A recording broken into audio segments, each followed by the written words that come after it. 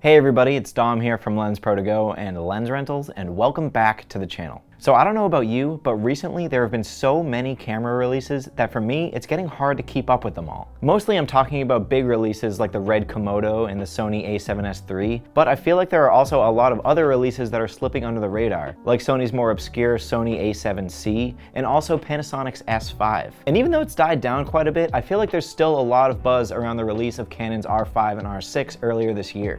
But this leads me to another recent yet still a bit under the radar camera release that I want to talk about today, and that's the Canon EOS C70.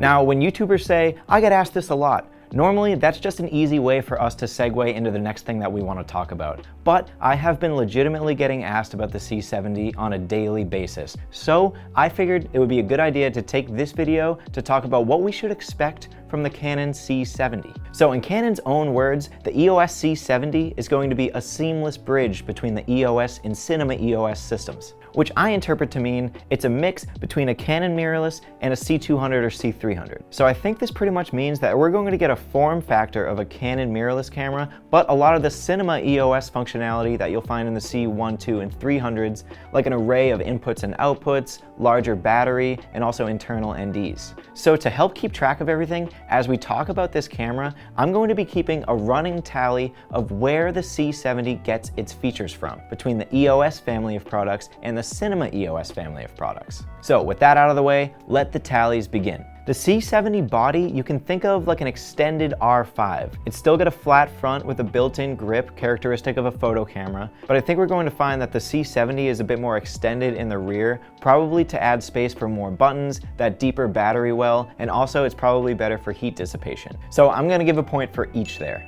The C70 will also feature the new RF mount, which I'm absolutely going to attribute to the EOS family. But one trait that the C70 did get from its cinema-style relatives is the use of a BPA series battery, which is the battery that's found in the C200 and C300. Also, uniquely enough, on the grip of the C70 is where your media slot is, and that is going to be for 2 SD cards, and not a CF Express card like in the R5, which I think is noteworthy. Because the C70 only takes SD cards and the media slot is not located in the rear of the camera like in the cinema-style cameras, I'm going to attribute this trait to the EOS family. Also, for the first time in a Cinema EOS camera, we have a touchscreen LCD with touch to autofocus, and I'm also going to attribute that to the EOS family of products. The C70 also has 2 XLR Mini inputs, which they're boasting as sort of a space-saving thing, but I don't love this, as XLR Minis haven't really made it to the real world of production yet, if you ask me. But this is totally new for a Canon camera ever, so I can't attribute this trait to any of the product families. Also, to control that audio, the C70 is going to have the exact same audio panel that you'll find on any Cinema EOS camera, so tally for them, but it's located behind the LCD screen, which I think is a really great place for it. The C70 is going to have just one full-sized HDMI for external monitoring, and the port will be able to carry the camera's highest fidelity signal. But the big question is, will this camera be able to support external RAW recording with a firmware update in the future? I'm literally asking. I don't know. Anyways, the lack of SDI gives the regular old EOS family of products a point here, but maybe only a half point, because it is still a full-sized HDMI, which we did not find in the R5 and the R6. Okay, so before we take a look at the internals of this camera, right now we have a tally count of 4.5 tallies for traits from the EOS family and 3 tallies from traits from the Cinema EOS family. So let's talk about the guts of the C70. Okay, if it seems like Canon is just cranking out cameras at this point, this is partially why. The C70 is going to get the same exact sensor as the C300 Mark III, which is an $11,000 cinema camera. And doing this speeds things up production-wise a lot. And this isn't a bad thing, because they picked an amazing sensor to borrow to put in the C70. The C70, just like the C300 Mark III, will be capable of 16 stops of dynamic range, have dual gain circuitry, and have Canon's famous dual pixel autofocus.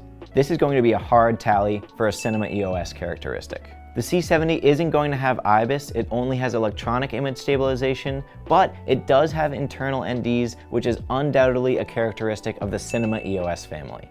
We have some pretty impressive codecs with the C70, nothing mind-blowing, but we're still going to get 4K and 2K recording in 10-bit 422 in XFAVC or H.264/H.265 MP4s. So this tally isn't going to go to one family of products over the other, because honestly these codecs aren't really specific to the Cinema EOS system or the EOS system. However, since the C70 is going to be able to record 4K 120, that's a tally for the EOS family, which seems a little backwards to me, but I'm not the one who jam-packed tons of crazy codecs and resolutions into the R5 and R6. That was Canon. Now, like I said before, I haven't had my hands on it, but from what I can see, it seems like the menu system on the C70 is going to be like a reworked C200 menu. And it looks like we do have a nice new quick menu that's touch navigable. So the tally for this trait is going to go to the Cinema line. So by the end of my highly scientific and standardized tally test, we have a result of 5.5 points for characteristics from the EOS family and 6 points for characteristics from the Cinema EOS family.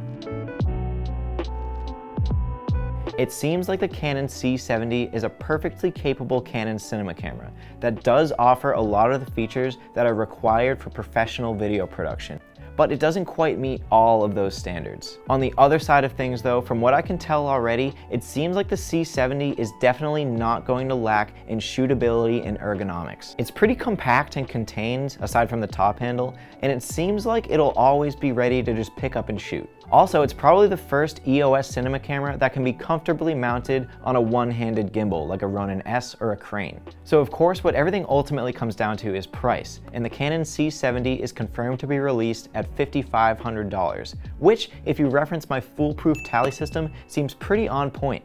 Considering that the R5 is available for $3,800, the newest C200 is the same price, $5,500, and if you compare it to the newest C300, there's a massive price jump there at $11,000. So without having shot on it, it's hard for me to develop an opinion about where I think that this camera belongs. But my first impression is that it seems good for people who wanted the EOS R5 for its codecs and resolutions, minus the 8K, but wished that it was built a little bit better for video. So that's my video on what to expect from the new Canon EOS C70. This camera is still only available for pre-order, and that's true for us too. But if you want to pre-order it for rental, you can visit the Lens Rentals website and put your order in right now. But we should start to see C70s being shipped from Canon in around early 2021, which crazily enough is right around the bend.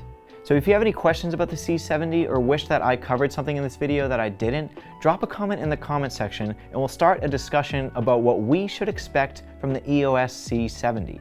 Also, make sure you look for the link in the description to pre-order the C70 for when it's finally available to rent. And if you're not already, subscribe to the channel so you can stay in the loop for more of our weekly content. And we'll see you in the next one.